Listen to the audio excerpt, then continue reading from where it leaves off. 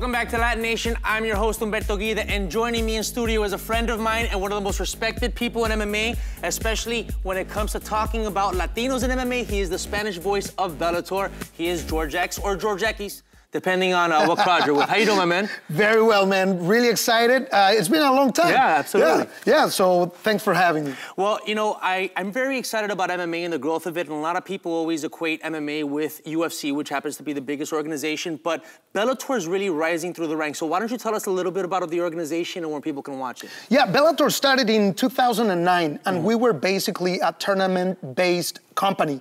Now we have Bellator like going international this year. We have 3 different international events, but last year was huge. I mean, we had 16 solid shows. We have a very, very competitive and solid roster of fighters and very diverse. When you check our champions, we have 7 champions in different divisions, 2 guys from Russia, 2 guys from Brazil, 2 guys from the States, and 1 guy from the UK. Wow. So very international, very diverse, but it's very exciting, especially now with Scott Coker, you know, leading the organization. He has a very cool vision with the sport. All right, so that explains how Scott Coker revitalized the organization. Tell us about some of the Latino fighters, because I think Bellator has some of the best Latino fighters in the world fighting, especially in the featherweight and the bantamweight divisions and the lightweight. Tell us about some of the names. Super competitive divisions. Yeah. One of the things that I like about Bellator is the opportunity that they give to up-and-coming fighters, rising stars. Talking about Latinos, oh my God, Emmanuel Sanchez, El Matador. He wants to be known as the Oscar de la Hoya of MMA. Right. Every time he steps into the cage, he goes to war. Right. And he delivers, and he steps up to the plate, and you know, he's faced really tough opponents like Pat Curran, former champion, Justin Lawrence, a veteran. He's great. Also, another fighter that really is just amazing is Fernando Gonzalez. Fernando Gonzalez, at some point in his career, he was very close to retiring, and I call him the Jimmy Braddock of MMA. Okay. He got a second win, and he's faced also very tough opponents like Karo Parisian, Mario Sharomskis, Carl Amasu. I mean, it's just great. And he keep winning.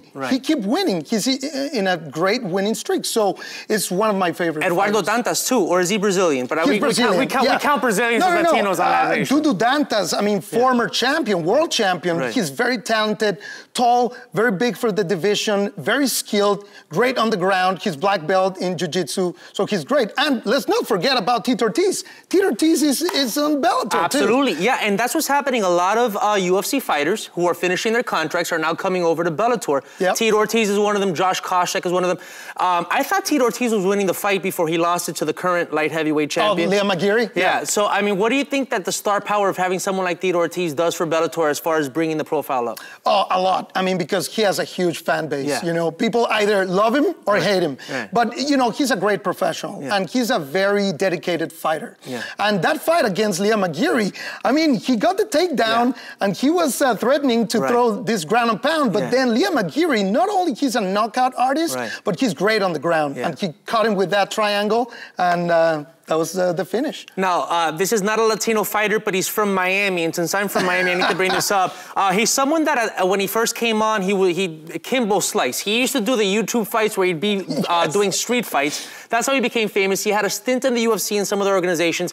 I think that he's talented, even if he's not as well trained. What do you think about Kimbo? He won his first fight with Bellator.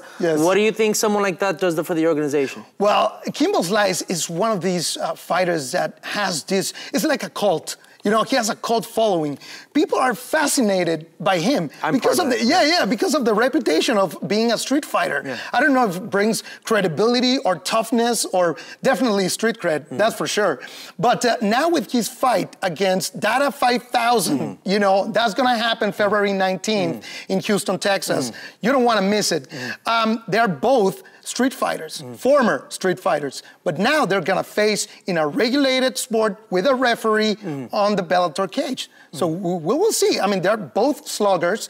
They don't like each other. They've been trash talking, you know, quite a while. Kimbo Slice is sick and tired of Dada 5000. So we're gonna see fireworks in the cage. Awesome, awesome, awesome. I think I want to lace up some gloves and not fight you because you'll beat me up, but maybe I can take one of our crew guys, huh? Or they're gonna jump me. We'll be right back after this on Latin Nation with George X.